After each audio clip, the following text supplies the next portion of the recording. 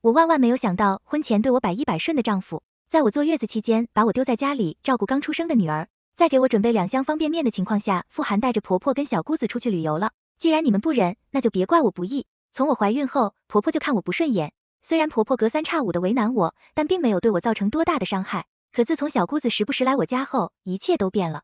她总是喜欢拉着婆婆跟富含单独开会，不停地分析我，然后故意制造各种矛盾。真正撕破脸是在我生了女儿后，婆婆死活不愿意照顾我和孩子。每次我在婆婆那里受了气，跟富含诉说我的委屈，她总是跟我说我妈是长辈，没读什么书，你当晚辈的多担待些。我见婆婆不愿意照顾孩子，就跟富含说，要不我们请一个月嫂吧。富含不说话，也不发表意见。不过很快婆婆就冲进来，指着我的鼻子骂，你这个生不出儿子的丧门星，你以为你是天仙娘娘，还想找月嫂来照顾你？她的嗓门很大，说的话整个屋子都听得见。但富含全程都没有为我说一句话。在我过月子的第7日早上，富含带着收拾好的行李，跟婆婆和小姑子出现在我卧室门口。若琳，我跟我妈还有我妹出去散散心，你也知道，你怀孕期间，他们为了你着实累坏了。现在孩子生了，是时候好好让他们松快松快。婆婆见我不说话，逐渐不耐烦，我们就出去1个星期，厨房里准备了2箱方便面，冰箱里还有鸡蛋，都是好东西，你饿了就自己煮着吃。我自嘲一笑，抬头看向富含，她不敢看我。小姑子站在门外急得直跺脚，到底去不去呀？都快赶不上飞机了，去，你别着急，这不是要跟你嫂子交代清楚吗？有什么好交代的？不就是生了一个丫头片子吗？当初妈生我们的时候，怎么不像她那么娇贵？谁不是上午生孩子，下午就下地干活，哪里还有方便面和鸡蛋这样的好东西吃？你们呀，就是把嫂子惯坏了。说完，小姑子拎着行李就出了门，婆婆紧跟其后。富含看了我一眼，终究什么都没有说，拎着行李走了。全程我一句话都没有说，不是我软弱可欺，而是彻底心灰意冷。富含他们刚走，我就在小区群里发了一则声明，把富含全家出去旅游，将我这个正在过月子的女人扔在家里的事情说了一遍。然后我在群里求助，询问哪位好心人去菜市场的时候，顺便给我带一点新鲜的排骨。为了让大伙相信，我把婆婆小姑子还有富含离开前跟我说的那些话的录音发到群里，还有婆婆特意为我准备的2箱方便面也拍照发到群里。一时间，小区群里轩然大波，一位宝妈给了我推荐了一个月嫂的联系方式，并耐心的嘱咐道，妹妹坐月子很重要，这个时候千万不要跟谁置气，养好身子是关键，你就请一个月嫂对自己好一点，别听你婆婆他们瞎说。我发了一个感谢的表情过去，姐姐，谢谢你的建议，只是我手里没有多少钱。我老公说，婆婆跟小姑子很多年没有出去玩，就把家里的钱都拿走了，现在我手里只有几百块钱。要不是因为吃方便面不能下奶，又害怕网上买的肉不新鲜，我是不会麻烦大伙儿给我买菜的。这一番言语又一次在群里引起轩然大波，就连一向不怎么喜欢在群里说话的男人都开始下场骂人，这他们的还算男人吗？真是丢我们男人的脸。妹妹跟哥说，你男人姓什么？老子非要曝光他。大哥，谢谢你仗义出头，只是你们这样，等我婆婆他们回来，一定会打我骂我的。我爸妈又不在这里，我要是被他们赶出去了，手里又没有钱带着孩子，真的不知道怎么生活。顿时，那些有女儿的阿姨们就坐不住了，立马在群里口诛笔伐，甚至还有人开始曝光我婆婆7栋703。这个姑娘的婆婆，我知道，她天天在外面败坏她媳妇的名声，说她媳妇虐待她，说了有鼻子有眼，真没有想到她是这样的人。天呐，这个世界上还有这样的人，怎么恶人先告状呢？太星号了吧，他们一家都不是什么好东西。我看这个姑娘是被骗了，他们家的女儿也不是一个好相处的，整天在婆家闹，在群里闹腾的沸沸扬扬的时候，我退出了聊天模式。我发声明不到半个小时，就有人敲我家门，打开门一看，是一群热心的退休阿姨们，见我面色卡白，嘴唇没有一点血色，阿姨们连忙扶着我到沙发坐下。有一个阿姨心直口快，我还以为你在群里说的比较夸张，没有想到你看看你的身子，那里像是坐月子的人，太虚弱了。说罢，已经有个阿姨到我们家厨房开始炖汤了，我给钱，他们不要。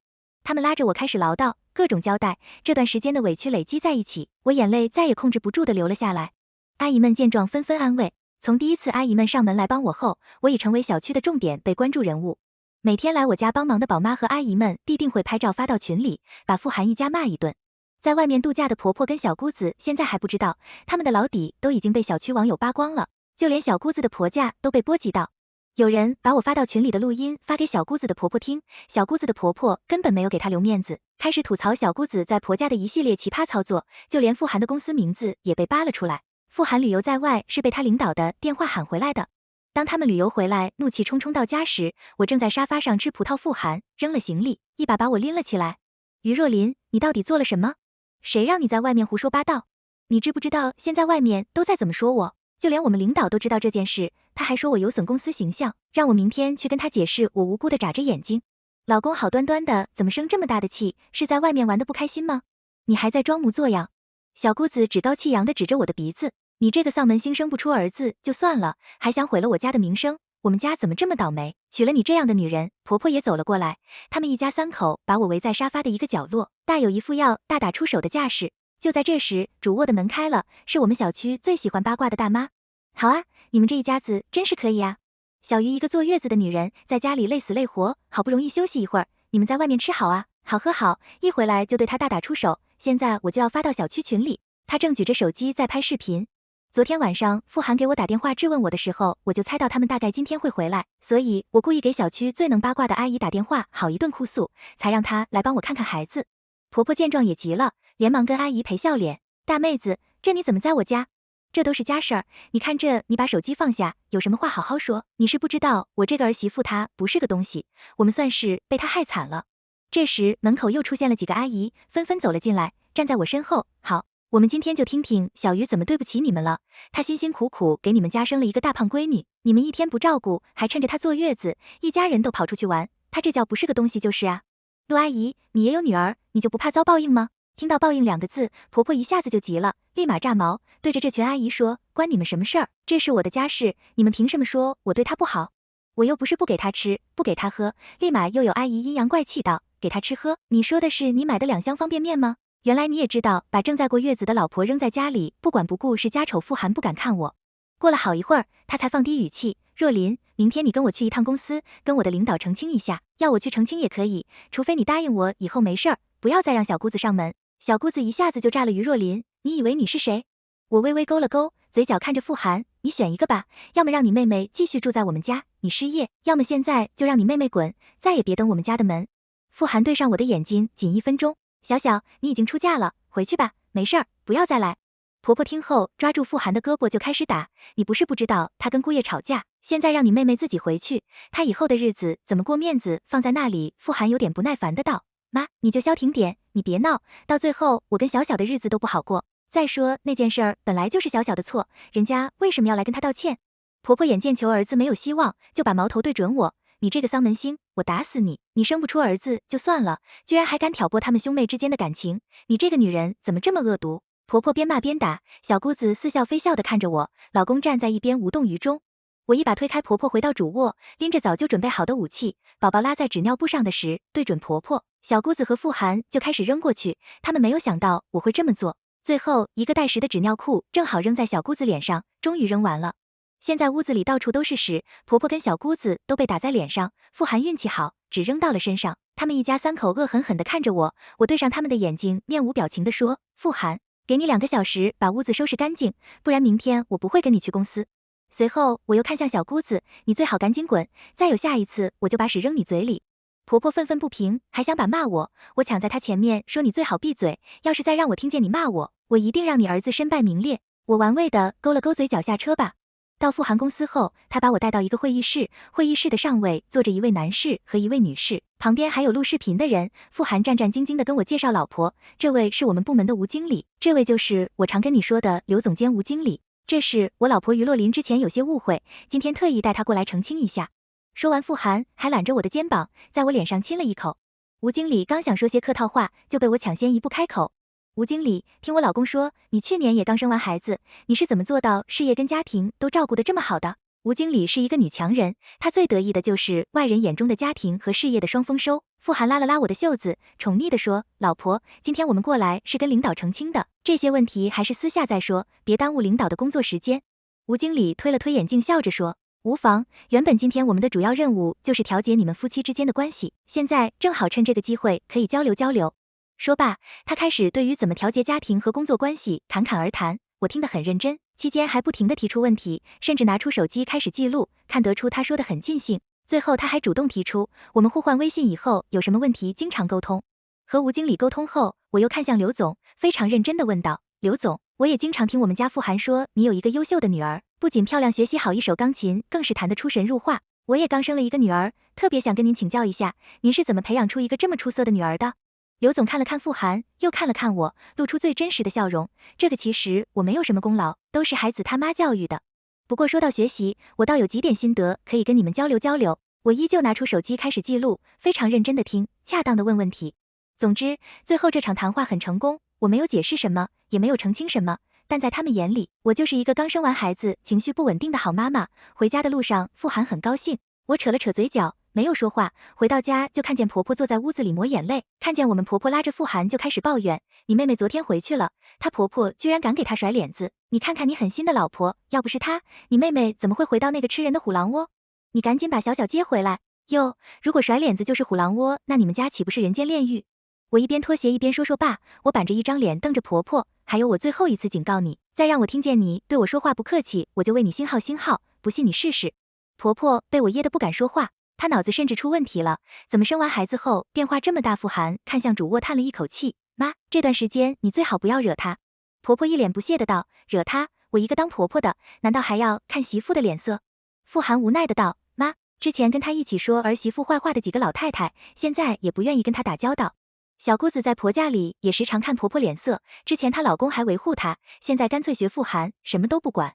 小姑子找她老公闹，她就说，我还不是学你哥，你哥怎么对你嫂子的？每每这个时候，小姑子都哑口无言。小姑子开始走怀柔路线，没多久，她就怀孕了。自从小姑子怀孕后，她又开始暴露本性，整天对着她婆婆指手画脚。一天，小姑子在家里吃饭，她突然想喝鸡汤，马上指挥她婆婆去给她煮，她婆婆不乐意，她就在家里闹。我怀着你们家的孩子，难道连一口鸡汤都不配喝吗？怎么现在你怀孕了之前说的话就忘记了？小姑子被对得哑口无言，只能拿自己老公出气。自从知道傅汉怎么对我后，她老公再也没有哄过小姑子，小姑子被气哭跑回娘家，想让傅汉去给她撑腰。傅涵打电话过去兴师问罪，反而背对大哥，你有什么资格说我对比你对嫂子做的事儿？我对你妹妹算是仁至义尽。傅汉无言以对，只能劝妹妹自己回去。小姑子不愿意，想留在家里住。没有小姑子在，婆婆的战斗力明显削弱了不少。只是我发现一个奇怪的事情，那就是我的宝宝一直喜欢哭，我再去看医生，宝宝也没有生病。我慢慢发现，我在家里照顾孩子的时候，宝宝哭得很少，只要我一出门再回来，宝宝就一直哭个不停。我问婆婆怎么回事，婆婆一问三不知，再问她就嚷嚷着要撒手不管，她的态度让我很起疑。于是第二天，我偷偷在家里安装了微型摄像头。原来婆婆每次趁我出去的时候都用针扎宝宝，为了不照顾孩子，她居然这么做，看得我火冒三丈，恨不得把这个可恶的老婆子挫骨扬灰。就算她不喜欢，可毕竟是她的孙女，她是怎么下得去手？我打车去了医院拿报告一看，果然婆婆的高血压还是很严重，医生建议要克制饮食，加强运动，不然有中风的风险。我心里有了一个复仇计划，晚上回家的时候，我买了2斤五花肉，一个猪肘子。我刚进门就看见从主卧出来，宝宝在屋子里哭，我极力压下心中的怒气，妈，宝宝怎么又哭了？婆婆在沙发坐下，不咸不淡地说，现在的小孩子就是喜欢哭，可能是离开妈妈的缘故，你要是心疼，就自己照顾孩子。我没有反驳，应了一声，我哄好孩子就到厨房做饭。傅涵看着我做好菜，红烧肉酱肘子，还有一个小酥肉，一小盘青菜，狐疑的看着我，若琳，这是你做的？我点头，他微微皱眉，若琳，以后别做这么油腻的菜，我妈血压高，我怕什么？有什么好怕的？婆婆看见桌子上的五花肉，一双眼睛都亮，我学着傅涵以前的话，哎呀，吃几口，没事的，你别大惊小怪。傅涵一下子就炸了，我怎么大惊小怪了？你知不知道一口肘子多少热量？你做这么大一个给我妈吃，你是什么巨星？我也炸了，我能有什么居心？还不是看妈这段时间照顾孩子累着了，我想做点好吃的给她补补，吃几口肘子能有什么事儿？你非要上纲上线就不能让妈高兴一下吗？吵到最后，我跟傅涵又闹翻了，只是婆婆太久没有吃肉，一桌子菜基本上被她一个人吃完了。这几天我一直在家里照顾孩子，我会时不时在网上点一些高热量食物，比如汉堡、烤猪蹄、猪脚饭之类的。每次都是婆婆去拿外卖，一开始她还问我是不是你点的，我总是装作一脸懵，我什么时候点的？她以为我是一孕傻3年，不管不顾的吃。终于几天后的一个晚上，婆婆晕了过去，送到医院后，医生说差点中风，让婆婆加强运动，饮食清淡，婆婆还要住院打针，观察1个星期。傅涵赶到医院的时候，吓得半条命都没了，她习惯性的想指责我，但对上我的眼睛，她就闭嘴了，毕竟她妈住院这段时间还需要我的照顾。第二天，我抱着孩子去给婆婆送饭，婆婆打开饭盒一看，脸都绿了，是方便面。于若琳，你是什么意思？我生病住院你就给吃方便面吗？你妈是怎么教你的？她的一声厉喝，引得整个病房里的人纷纷瞩目，就连护士看我的眼神都不对劲。我不慌不忙地打开手机，把她之前说话的录音打开，安静的病房里回荡着他们一家三口无耻的言论，刚刚对我不满的眼神都落在了婆婆身上。我把方便面重新放在她面前，是你说的方便面是好东西，有营养，你多吃点，一会儿我就去楼下买一箱方便面，你自己慢慢吃，完了给我打电话，我再给你买。我走了，不管有没有事儿，都不要找我。婆婆气得咬牙切齿道，于若琳，你会遭报应的。旁边的胖阿姨冷声道，报应确实有报应，你的报应现在不就是来了吗？晚上傅涵可能接到婆婆的电话，气冲冲的找到我。于若琳，我妈住院，你怎么能让她吃方便面？你还有人性吗？我冷笑道，你们全家在我坐月子的时候跑出去旅游，不也给我准备了方便面吗？再说是你妈说的方便面是好东西，这么好的东西就让她一次性吃个够。她被我噎得说不出话来，傅涵又软了下来，开口，若琳，我知道上次的事情让你很生气，是我们的不对，可他们是我妈和妹妹，你就不能大度点吗？就当是为了我，你对他们好点。我冷笑道，傅涵，我要不是为了你，我早就打得他们鼻青脸肿了，还会等到现在。说完，我把婆婆用针扎宝宝的视频给她看，你们全家最好老实点，别把我惹毛了，我一定不会让你们好过。傅涵简直不敢相信自己的眼睛，虽然他们都喜欢儿子，但是他没有想到自己妈妈会对一个婴儿孩子下手。若琳，我不知啪啪啪，我给了他3个耳光。傅涵，我最后一次警告你，千万别惹毛了，我不然就凭借这段视频，我就能让你妈去坐牢。还有你以后但凡让我有一点不顺心，我就去你妹婆家闹，把你们全家做缺的事儿到处说完。我又给了她一巴掌，去给孩子换尿不湿。1个星期后，婆婆出院了，当着她的面，我让傅涵去做饭，她稍有犹豫，但还是乖乖的去做了，气得婆婆差点晕过去，但是又不敢说什么。第2日，我在家稍稍打个盹，宝宝就开始哭了。我强忍做把宝宝哄好后，拿出早就准备好的针，我一把抓住婆婆，把她按在沙发上，用针使劲的扎，扎到她求饶为止。一开始她还骂我，她骂我一句，我扎她10针。一连3天，她终于老实了。期间她跟傅涵告过状，但傅涵现在看见我连屁都不敢放，3天不折腾。我以为她安分了，没想到她居然去派出所报警了。我被警察叫到派出所时，婆婆在警察面前哭了，一把鼻涕一把泪，好似她是全世界最委屈的人。面对警察的质问，我问婆婆，你说我虐待你，你有证据吗？我看着警察把手机打开，递给警察一段录像。警察同志，我也要报警。这位张翠花女士虐待她的亲孙女，这里有证据。于若琳，你想干嘛？婆婆急了，她冲过来想抢我的手机，但被警察同志眼疾手快的拿了过去。我还要告她虐待媳妇。我又放出另一段录音，是他们一家3口旅行前说的话。婆婆彻底绝望了，瘫坐在椅子上，两眼无神的看着我。刚刚还同情她的几个警察同志，现在看她的眼神都不对了。傅涵赶过来的时候已经是晚上7点，婆婆像看见救星一般，抱着傅涵就开始哭。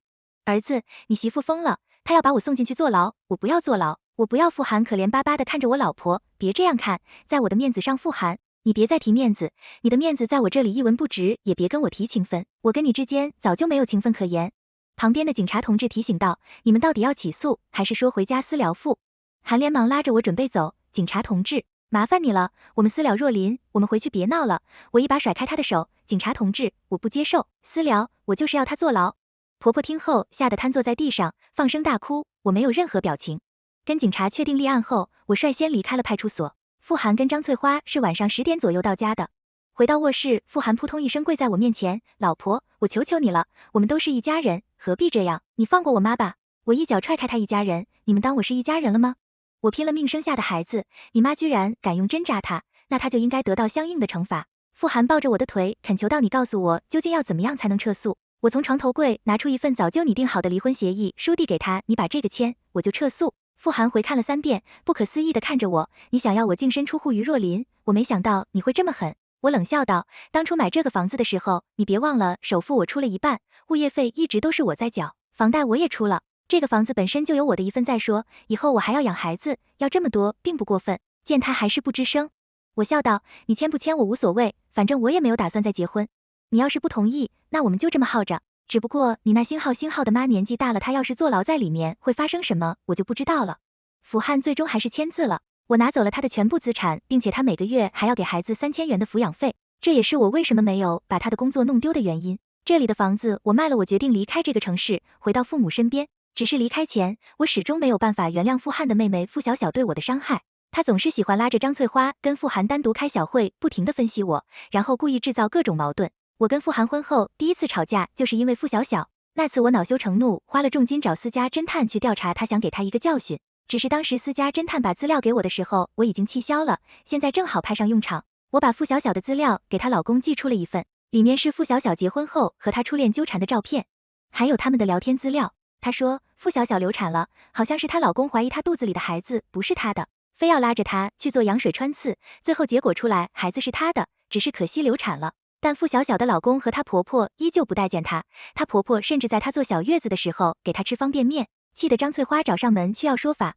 在张翠花闹得最凶的时候，付小小的老公说，你要是觉得我们这么不堪，那就离婚。张翠花认怂了，灰溜溜的回了家。现在付涵带着张翠花租房子住，对于付小小的事情再也不瞎掺和。知道这些，我心情大好，晚上多吃了2碗饭。全文完结。